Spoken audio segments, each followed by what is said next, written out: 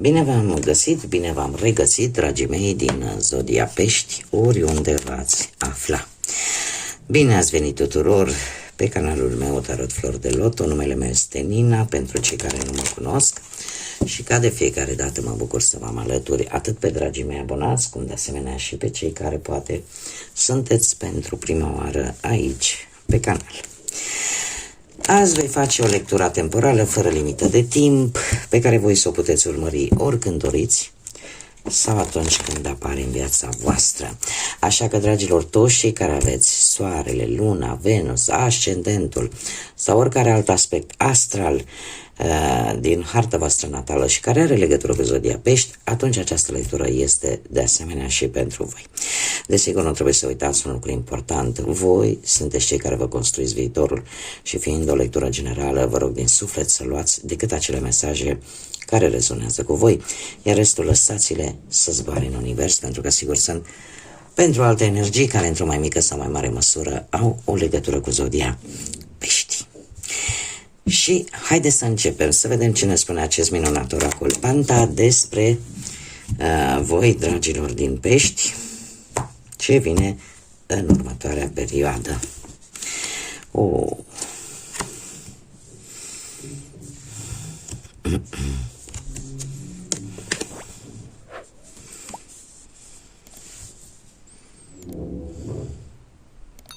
Dragilor, că așa sunteți voi câteodată.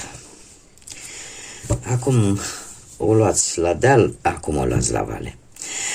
Ați traversat o perioadă de consistență, o perioadă în care ați considerat că poate o anumită situație, o anumită relație este eternă, este pentru totdeauna. Și ceva totuși v-a dat un pic peste cap. Pentru că în prezent sunteți într-o suferință, aș spune. Aveți senzația că sunteți urmăriți, aveți senzația că sunteți persecutați, aveți senzația că poate chiar anumite vise să vă dea un pic peste cap. Mai ales că am trecut printr-o lună plină în Scorpion recent și în general zodiile de apă sunt destul de receptive la aceste lune pline și mai ales când au loc în zodii de apă, cum sunteți și voi. Și lucrul ăsta vă face un pic așa, nu știu, orică vă faceți voi gânduri negre vis-a-vis poate de o anumită relație care voi ziceți, domne, e pentru toată viața, e pentru o eternitate. Sau o anumită situație care voi o considerați că e pe termen foarte, foarte lung. Dar cumva ceva vă perturbă, ca să zic așa. Trebuie să vă spun că următoarea perioadă pentru voi, dragilor din Pești, vine cu umanitate, vine cu moralitate. Veți căuta refugiu și bine faceți în spiritualitate, în Dumnezeu, în univers, în ceea ce pe voi vă face să mergeți înainte. Acea credință pe care o are fiecare dintre voi că lucrurile nu au cum să meargă numai în rău. Și asta e un lucru bun, nu știu, poate unii chiar veți merge la anumite locuri de cult, în anumite locuri unde voi să vă simțiți că vă reîncărcați energetic, să simțiți că redeveniți voi. Ca și numere importante pentru voi avem numărul 50, 75, 64, 5, 13 și 10, care pot avea o anumită semnificație sau o anumită importanță pentru voi în următoarea perioadă. Haideți să vedem ce ne spune și tarotul.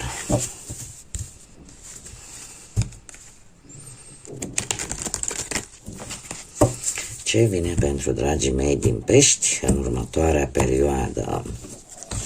Să vedem pe parte profesională. Pe parte profesională, nu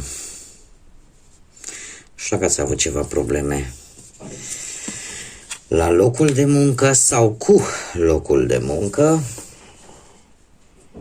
Ceva s-a întâmplat aici. Și chiar și în prezent. chiar și în prezent aș spune că încă sunteți, dați un pic peste cap în ceea ce privește o situație legată de muncă, de profesie.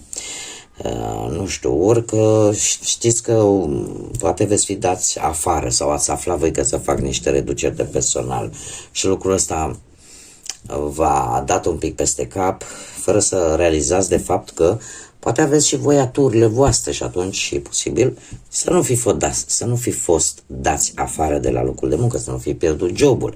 Sau indiferent, a fost o situație destul de complicată pentru voi. Eu aș zice că are legătură cu un post de muncă de foarte mulți ani. Cert este că chiar și în prezent sunteți destul de busolați, pesimiști, aș zice. Verificați-vă mail-urile, verificați-vă telefoanele, verificați-vă poșta, verificați-vă locurile unde voi puteți primi vreo ofertă de muncă sau vă puteți primi vreun mesaj important pentru voi legat de muncă, pentru că vi se oferă șanse, dragilor. Dar voi, în pesimismul vostru, în dezamăgirile voastre, e posibil să-l pierdeți din neatenție, pur și simplu. De ce spun acest lucru? Pentru că în perioada imediat următoare, dragilor, pentru voi apare apare posibil o călătorie, da? O călătorie de muncă, o călătorie poate cu schimbare de rezidență într-un alt loc, iar dacă nu vorbim de acest lucru, putem vorbi de o tranziție către ceva nou, pentru că tu vei lăsa în urmă, toate lucrurile astea le vei lăsa în urmă. Tot ce a fost negativ le lași în urmă și te îndrepți către alte zări. Doar că, e adevărat, va fi o perioadă destul de dură în care ți se va cere să te acomodezi cu noi locuri, cu un nou job. Da? E o schimbare așa care cere un pic de timp până să te acomodezi cum trebuie. Da? Și e posibil, nu știu, pentru unii dintre voi să aibă legătură cu vreun job, ori cu apa, ori cu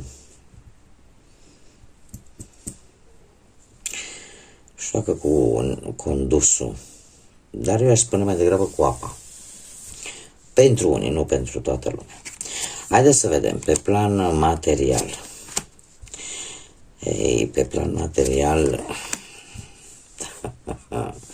dragilor, pe plan material avem un 3 de cupe aici.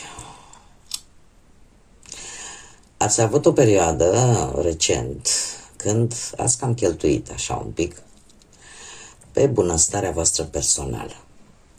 Adică, nu știu, ați vrut să vă schimbați garderoba, să vă luați ceva de îmbrăcat, sau ceva de încălțat, sau vreun parfum deosebit, sau ceva pentru voi, pentru mulțumirea voastră la nivel personal, în ceea ce privește banii. Alții poate cu acest 3 de cupe, nu știu, v-a plăcut, mă duc, cum prind cât o invitație, că e la club, că e de botez, de sindrofie, eu mă duc acolo. De ce? Aia vă făcea pe voi să vă simțiți bine voi, la nivel personal. Poate să fie și acest lucru. În prezent avem luna, pe care voi o reprezentați. Asta ce înseamnă? Că în prezent se pare că nesiguranța a început să se facă prezentă. De ce? Vis-a-vis de bani. Vis-a-vis de bani, de ce? Pentru că traversați o perioadă destul de incomodă, destul de înceață, așa aș spune, și asta vă va face pe voi să începeți să puneți niște bani deoparte, pentru că vă puneți întrebarea, domne, nu se știe ce vine, să fiu pregătit. Da? Și probabil că unii dintre voi chiar au luat hotărârea, domne, nu mai cheltui bani, gata, mi-am făcut damblau, acum stau cu minte în banca mea și pun ceva bănuți deoparte. Perioada imediat următoare pentru voi, dragilor, vine cu Marea Preoteasă. și se pare că există totuși, intuiția vă spune, posibil, o să vă spună, o să vă simțiți voi că ceva nu e în regulă vis-a-vis de cineva și care are legătură cu banii. Da? Există acolo ceva ascuns care nu se spune. Sau voi pur și simplu mirosiți că un anumit personaj care are legătură cu o anumită situație legată de bani nu este tocmai sinceră cu voi și veți încerca să obțineți informații. Haideți să vedem pe plan sentimental, cei care sunteți într-o relație. Avem aici, ce de zodii. Avem zodia Vărsător, avem Balanță și avem Taur, Fecioară, Capricorn. Deci aveți de unde alege, cei care sunteți deja într-o relație. Dragilor, de curând cu acest arcan major cu steaua, se pare că ați avut un timp destul de fericit în relație. Ceva v-a ieșit cum a trebuit. Și faptul că avem justiția, asta îmi spune că unii dintre voi în prezent tot umblați pe la tot felul de instituții ale statului, probabil, pentru că vreți să faceți ceva, poate cu semnătură, poate să fie și un certificat de căsătorie pentru unii dintre voi, să faceți ceea ce este drept, să faceți ceea ce este corect. Da? Și eu aș mai zice că chiar dacă poate unii dintre voi, să zicem, că ați avut voi ceva conflicte, ele se pare că se vor rezolva și relația va merge înainte.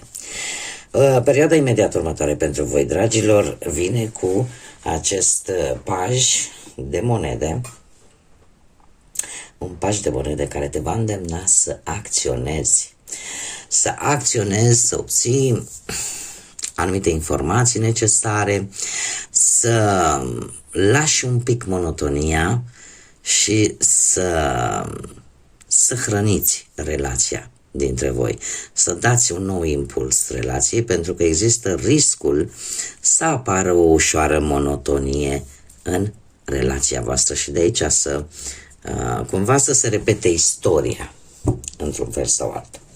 Așa că voi o să fiți foarte acaparați, probabil cu ideea de a face ceva bani sau de a vă deschide propria voastră afacere, sau poate sunteți angrenați, nu știu, vis-a-vis de vreun copil, adolescent pe care îl aveți și cariera lui și ce o să facă și cumva neglijați un pic și aspectul ăsta al relației care, ce să vezi, trebuie și ea hrănită din când în când. Mergem mai departe, hai să vedem pentru cei care sunteți singuri.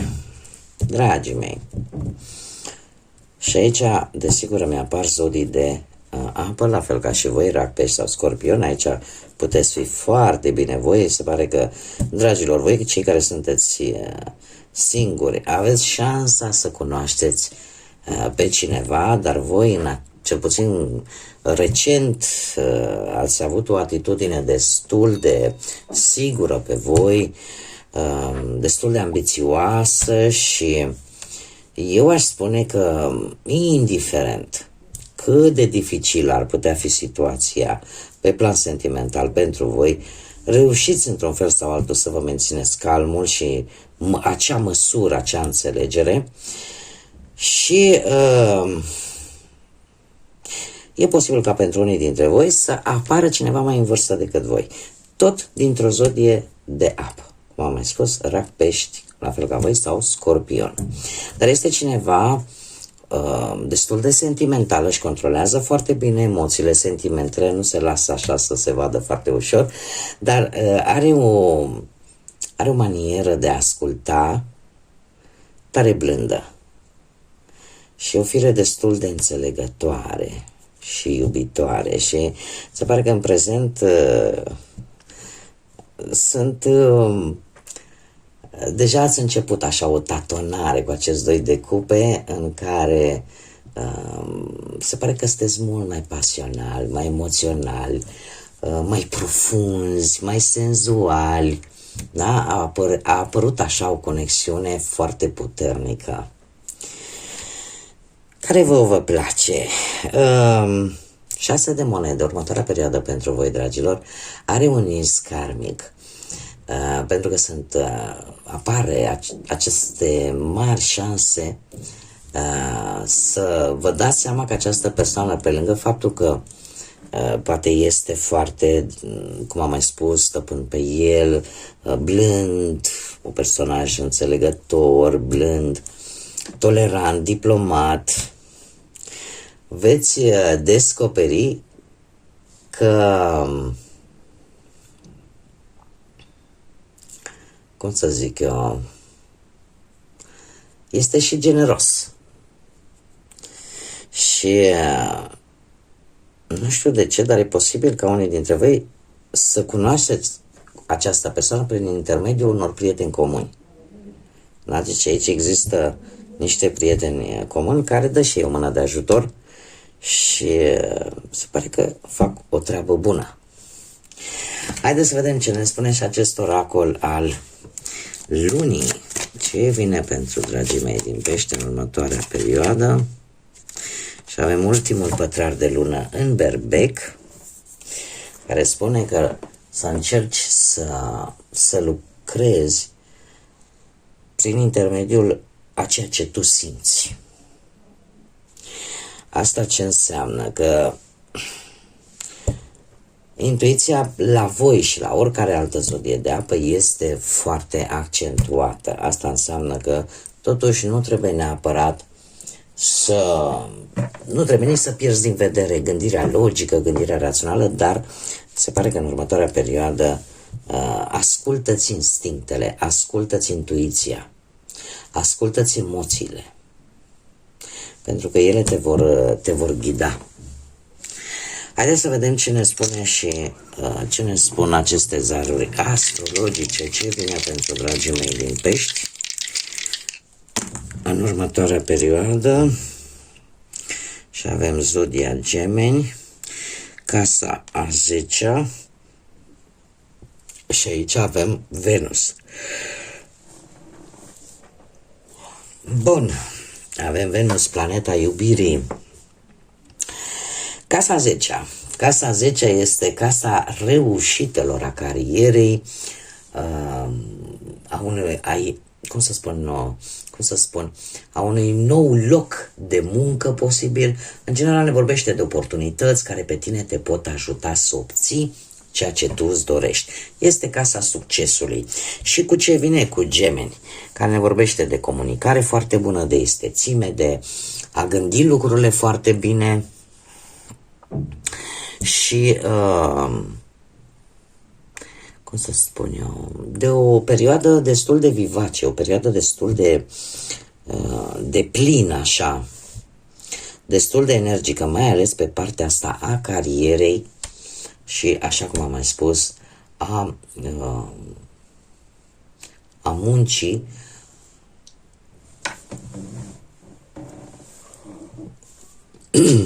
Cer scuze. Deci, așa cum vă spuneam, faptul că l-avem și pe Venus, asta ne vorbește de autoestimă, de iubire, de plăcere. E ca și cum ai zice, domne, ce mi-am dorit, cumva, asta voi avea. Este planeta care ne vorbește de recompense, de reușite și de dorințe care se vor activa.